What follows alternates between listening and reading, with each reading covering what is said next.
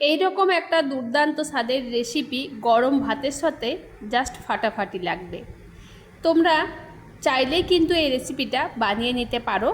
5 মিনিটের মধ্যেই এই রেসিপি তৈরি।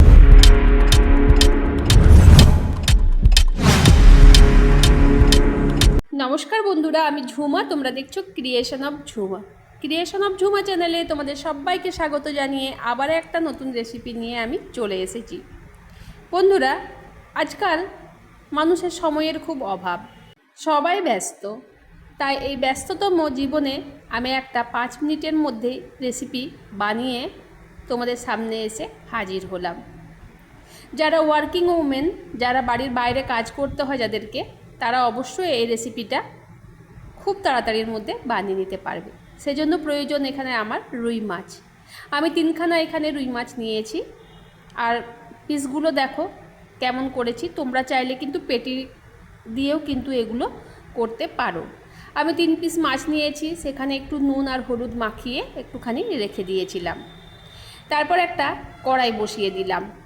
কড়াইটা খুব ভালো করে গরম করে দিয়ে দিলাম পরিমাণ মতো তেল। আমি এখানে সর্ষের তেল ব্যবহার করেছি। এই রান্নাতে সর্ষের তেল একদম খুব দরকার। তারপরে দেখছো ধোয়া ওঠা মতো কড়াইটা কিন্তু গরম করতে হবে, সাথে সর্ষের তেলটাও।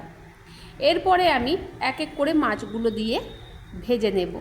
খুব ভালো করে না ভাজলেও এপিট ওপিট একটু যেন লালচে হয়, সেরকম করে আমি কিন্তু এখানে ভেজে নেব।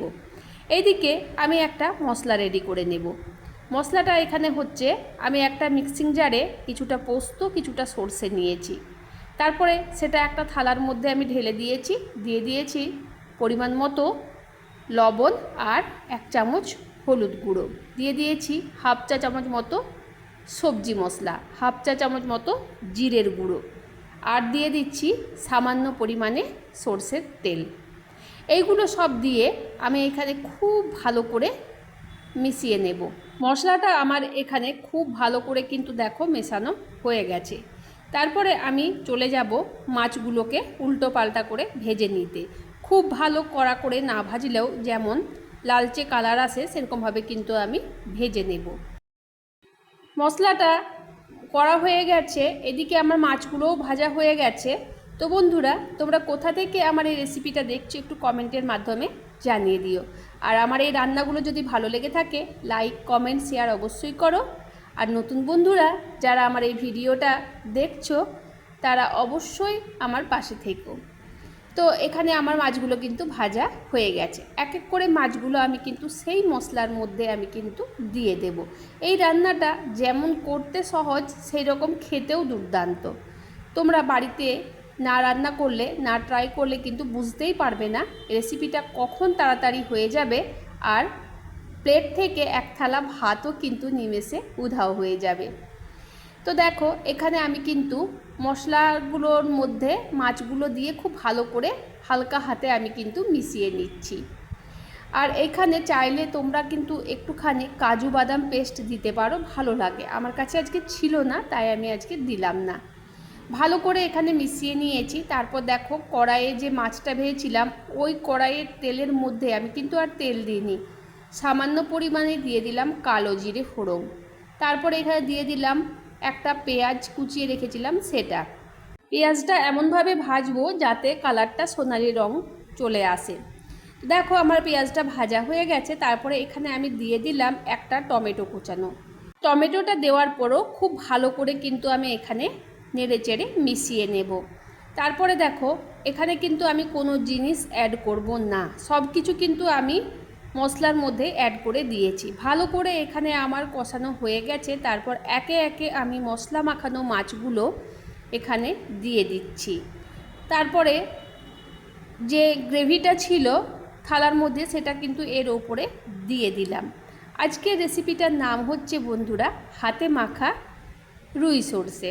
তোমরা চটজলদি কিন্তু বাড়িতে বানিয়ে নিতে পারবে। এপিট ওপিট একটুখানি উল্টে দিলাম।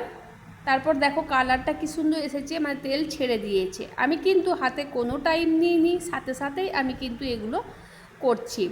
তারপরে কেটে রাখা কতগুলো লঙ্কা এর উপর আমি কিন্তু দিয়ে দিলাম।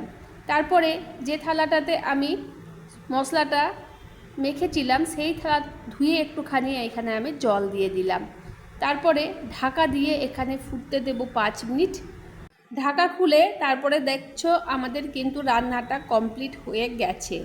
এখানে না কোনো ঝামেলা, না কোনো তাড়াহুড়ো, খুবই সহজ রেসিপি হয়ে গেল আমাদের রেসিপিটা। গ্যাসটা বন্ধ করে আমি কিছু পরিমাণ সর্ষের তেল এর উপর ছড়িয়ে দিলাম, খুবই সামান্য পরিমাণে, যেহেতু মশলার মধ্যে আমি সর্ষের তেল কিন্তু দিয়েছিলাম। তারপর আবার ঢাকা দিয়ে সেট হতে দিলাম। তারপর দেখো এই যে আমার ফাইনাল লুক, হাতে মাখা রুই সর্ষে। কেমন হয়েছে বন্ধুরা অতি অবশ্যই কমেন্টে জানাবে। তোমাদের একটা কমেন্ট আমার কাজ করার ক্ষমতাকে আরও কিন্তু অনেক বাড়িয়ে তোলে। তাই বন্ধুরা তোমাদের কমেন্ট অতিরিক্ত প্রয়োজন। আর হ্যাঁ বন্ধুরা, সাথে লাইক করতে ভুলো না। চলো বন্ধুরা, টাটা, দেখা হচ্ছে পরের ভিডিওতে।